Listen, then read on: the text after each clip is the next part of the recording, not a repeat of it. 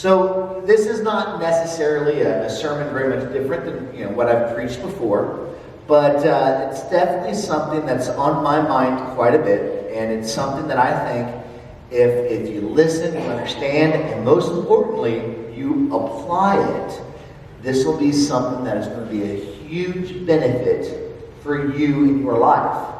Now, let me be very, very clear about this. When I prepared this message, I was not thinking about any of you needing to hear this message. I was thinking about how bad I needed to hear it.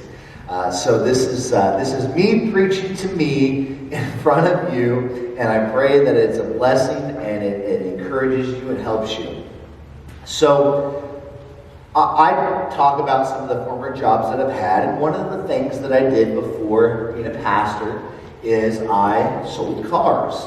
And I did work for Friendly Ford, and you guys have heard a couple of Friendly Ford stories. But there's one guy at Friendly Ford that his job was to test the new cars and trucks as they come in. Now, here's what you would think. You would think a brand new truck from Ford Motor Company that was shipped to a dealership would be a truck or a car that is in really good shape. But this guy's job was every new vehicle that came in, it was his job to make sure that it was what it was supposed to be. And I talked to him one time about some of the things that he's experienced. And I'll be honest with you, some of it's kind of crazy. Brand new vehicles from the factory that just weren't ready to go. He told me one time he took a brand new truck, no miles on it, a brand new truck. He went to take it for a drive, and the axle fell off.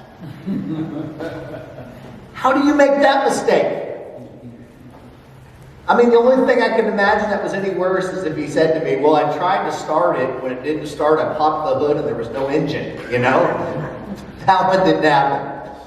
But my point is, just because it's brand new doesn't mean that it's at its best. So when you buy a brand new vehicle, it comes with something called a warranty, right?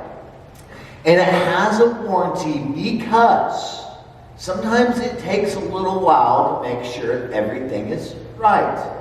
As a matter of fact, they have a law. Anybody familiar with what's called the Lemon Law? If you bring a vehicle back 3 times and they cannot resolve the issue under warranty, it falls under the Lemon Law. And they are required by law to take that car back and give you another one. So the point that I'm trying to make is, even when you expect that things should be at their best, sometimes things don't work out. Well, how does this compare to the Christian walk?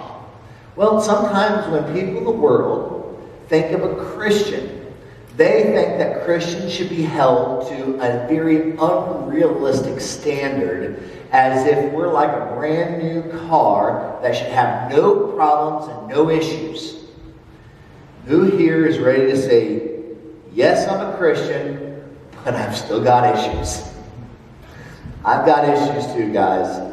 And the thing is, as I look at these things, and I'm convicted about those things, and I'm trying to learn and grow, I constantly want to be better. I want to do what's right. I don't want to fail. I don't want to fall. I don't want to mess up. I want to be able to do exactly what it is that God wants from me. But repeatedly, I feel like I fail. As a matter of fact, it's kind of interesting. The more and more that I learn and I grow, the more I realize how much I fall short. But I want to do better, and the big question is this: what is it that I need to do to be better and not fail and not fall? Well, it just so happens with these kind of things in my mind, I was reading 2 Peter. And Peter addressed this issue. And it was so good. It says, wherefore rather, brethren, and we're going to see the wherefore. I'm actually starting in this verse, and then later I'll go back to the verses that provide the context. But it says, wherefore the rather, brethren, give diligence to make your calling and election sure. That's an interesting comment. We're going to talk about that. For if you do these things, ye shall never fall. I read that, and I got kind of excited. You mean the Bible tells me exactly the things that I need to do to ensure that I never fall? That is great. But let's back up and look at this, what it said right before. It says, give diligence to make your calling and election sure. Now that is a very interesting comment. That is something that could very easily be twisted, taken out of context, misunderstood. And it's something that we need to take a moment to understand. This is not in any way, shape, or form teaching you that through your works you can guarantee your salvation. If you look at this verse and you think that is what Peter is saying, I want to make it very clear, that is not at all what Peter is saying. This is not a works-based salvation. What this is saying is when you have this thing, and in this case we're talking about salvation, but when you have it, it'll be put to the test. And as it's tested, it will be proven or made sure. So that man at Friendly Ford, his job was to test the new vehicles to make sure they were ready to go out. And he would get in, he'd put a little gas in it first, he'd get in, and he would drive every brand new vehicle that dealership brought, that they bought. He would drive every one of them 8 miles. That way, when you went and looked at your new car, it had under 10 miles on it. You could still say it was brand new. You would drive it 8 miles. So, my conclusion is it takes 8 miles to make sure those cars are ready. Right? Well, what about this? You believe in the Lord Jesus Christ, you become a Christian, you're trying to live a new life. How many miles does it take for you to find out how good you're doing? Before you find where the flaws are, where you find where the failures are. I promise you this. This verse is not saying that you will never fall. That's not what the verse is saying. As a matter of fact, many times you're going to fall. But here's what happens. When you do fall, then you know here is the area that needs to be addressed. I, through the help of the Lord, can do better next time. Any of you ever fall and fall again, but eventually get it figured out and do better? That's how life works. I remember every one of my kids, I worked with them on how to walk. And do you know what? All 3 of them can do it now. I must be a good teacher. But I especially remember the hours and hours I spent with Avery, holding his hands. He would put his feet on top of my feet, and we just do one step after another. Boy, he loved it. I did that with him all the time. And then with Sierra, one of my fondest memories is when we moved into our house in Seymour. One of my fondest memories, we had a big living room area, is I would sit at one end and Liz would sit at the other, and Sierra had just figured out how to walk, and we'd let her go. And with the biggest smile on her face and the excited as she could be, she would walk from one of us to the other. She had just learned how to walk, but she wasn't very good at it. She'd fall, and she'd fall again. But she'd learn what she did wrong and do better next time. This is an interesting observation that I heard one time. You spend the first few years teaching your kids to walk and talk. You spend the rest of your life teaching them to sit down and shut up. Well, okay. But the thing is, and this is the point, right then, when you're learning, you're not at your best. Listen.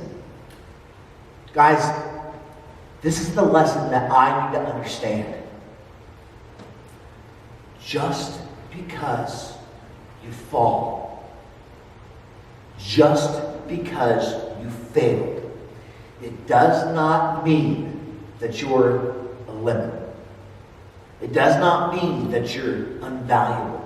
It does not mean anything other than this, that it's time for you to learn from your mistake, for you to get back up and to do better.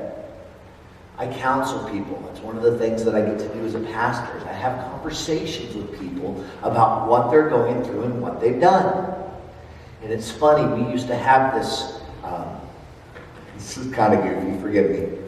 We used to have this game. When Liz and I, when we were dating, we used to play Tetris. Anybody remember the game Tetris? But there's this one in particular, we played Tetris, and this Tetris game had Mario on it, or whatever, Dr. Mario, something like that. But anyway, when you failed at the game, when you went all the way to the top, or your little guy on the game, you died because it was just kind of a silly game. But when you messed up, the voice on the game would always say this: you need to do better. That's all it said. And I'm going to tell you something. That silly little game taught me so much about life. And I repeat that exact line to so many people when they tell me how bad they've messed up. I just simply say, you need to do better. Don't give up. Don't dwell on it. Don't imagine that it's over, it's not worth it. Don't. Listen. Do better. That's the key. So you will fall. You will fail. But the Bible gives you instructions on how to make yourself sure. How to correct the errors to do better. Listen to this verse. It says, for a just man falleth 7 times and riseth up again. Listen to that. The just man, for a just man falleth 7 times. But if he's justified, if he's just, what does he do? He rises again. But listen, but the wicked shall fall into mischief. They will be stuck in those things that devastate them. The justified one falls, recognizes the error, and seeks to correct it. How are you doing about correcting the things that you fail at? I'm going to be honest with you. There's some things in my life that I have failed at far too many times, and I have not found a way to do better. And I want to say, okay, it's been long enough. It's time. It's time for me to rise and do better. I love this verse that's about to come up. But the verse that I'm going to share with you is one that always gets quoted wrong. And honestly, the teaching that people use this verse to teach is very, very devastating to the Christian faith. How many of you have heard someone say to you, God will never give you more than you can handle? How many of you have heard that? There's actually a verse that they use to try to teach that. But let me go even a step farther. Sometimes, when things are really rough in life, people will say, God must know you're really strong. You must be really strong for God to know and put you through this. I must be really strong because I'm going through so much. Have you ever met anybody that has that kind of an understanding, that a teaching? It just always floors me when people think that going through an awful trial somehow is evidence of the strength of the person. I'm going to be honest with you. It seems to me like when I'm going through the trial is also when I'm also at my weakest. So let's look at this verse. Let's talk about what it means and compare it in context to this message. It says, there hath no temptation taken you, but such as is common to man. But God is faithful, who will not suffer you to be tempted above that you are able, but will with the temptation also make a way to escape, that ye may be able to bear it. I want you to notice something. This verse does not say that you will not go through things you can't bear. What this verse is saying is that when you're tempted, God is faithful. So instead of having the attitude, God must know I'm really strong, or God won't tempt you above what you can handle, the attitude that the Christian should say is, hey, I know you're going through a lot, but God is still faithful. I know you're going through a lot, but even in what you're dealing with right now, your hope is to look to God. Not within yourself. But you're struggling, you're suffering, you're falling, you're failing over and over again, and it seems like sin has victory over you. It's time for you to understand that your strength is found in God. Let Him provide the escape. Let Him make the way. Stop trying to do this yourself. You're too weak. You can't handle it. But when you've gone through it and it comes up again, next time you know, I got to look to the Lord. This is something that I don't do well with.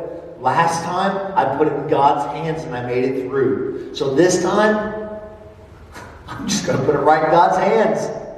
I'm not even going to try. I'm not even going to fight this battle. I'm just going to lay it at the feet of the Lord and say, okay, God, you're able. You're my strength. And when you make a habit of doing that, what happens is you become tried and tested and proven and made sure. When you have gone through so much that you have gotten to the point that, like that, I'm just going to lay it at the Lord's feet. I'm going to put it in His hands. He's faithful. He is able. When you have that attitude, there is nothing this world can throw at you that will ever make you fall. When you are so sure in the Lord, there is nothing this world can do that will destroy you.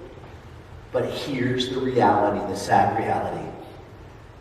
And I hate this for you, but it's just the truth. You're going to have to go through some things to get to that point. You're going to have to see where you're weak. This world will throw everything at you, and you will feel it in the areas that you're the weakest.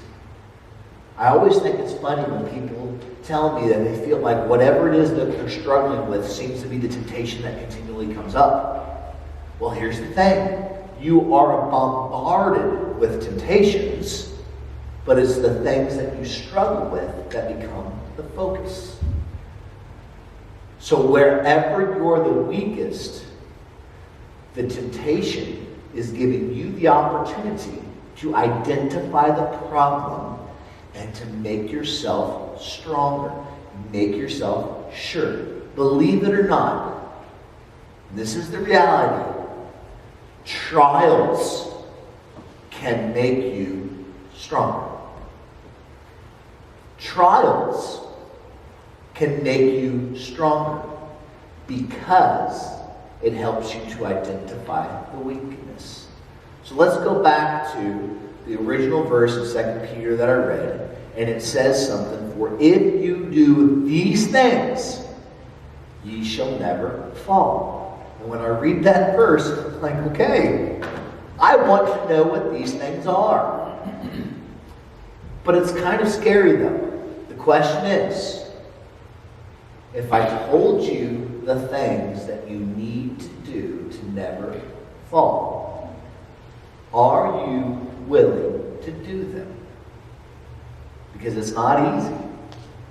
It's not a magic pill or a button that you press and immediately things get better. It is a process that you go through, and you fail and you fall and you rise again and you do better. Are you prepared to go through the trials to make yourself sure in these areas that eventually you can get to the point that you're not continually falling? Let's look at what these things are.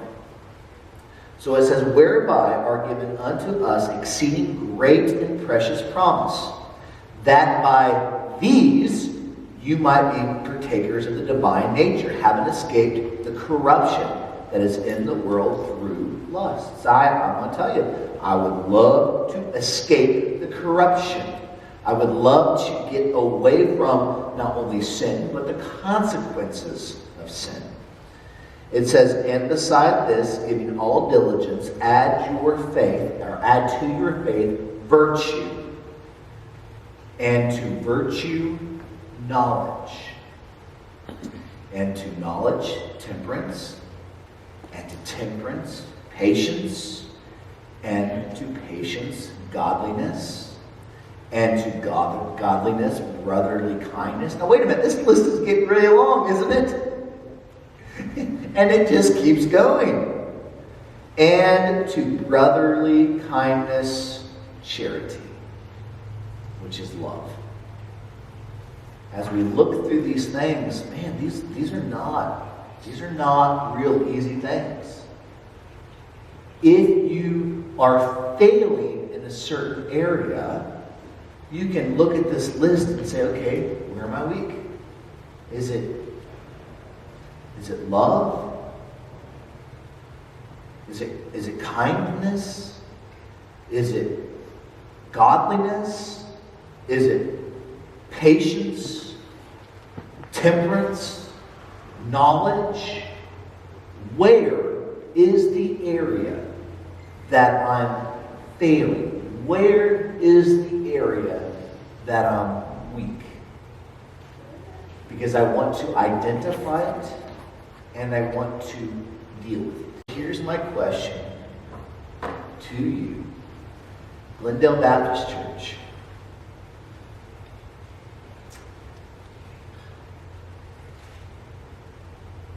Have you fallen? Are you ready to get up and do better? Do you have what it takes to stand up, to move forward, and do better? Or are you going to repeat the vicious cycle? Just repeat the cycle of falling and failing over and over again. Now, I'm going to tell you, it's easy for me to stand up here and just preach this sermon without looking into the details of what you're going through, what you're dealing with, what you're feeling at. And that's the thing that I recognize all the time. As I said, I counsel with people. Sometimes people open up to me and they tell me their story. And I am so careful to not say, I understand. I mean, that's something a person wants to say, I understand. It makes the person, you're trying to make them feel comfortable, you're trying to make them feel like you can relate, but the sad reality is, when people tell me some of the things that they've gone through, oftentimes I think to myself, and this is the truth, I think to myself, that's devastating. What you're dealing with is devastating. I couldn't imagine. I could not even begin to fathom, if I went through that, how hurt I would be. I can't even begin to imagine how bad that would tear me up and beat me down. So I'm not giving you any other advice than this right here. Your strength is in God, not me. I have no magic pill. I have no button to push. I have nothing that I can really do. Then get out of the way and say, get up again. And you move towards Him. That's your hope. And short of that, all we can ever do is fall and fail and allow this world to continually devastate us. So, if you're falling, if you're failing, I want to encourage you. You rise up. You fix your eyes on Jesus. You identify the problem that you're going through, and you bring it to Him, and you deal with it, and you do better. Would you stand with me today?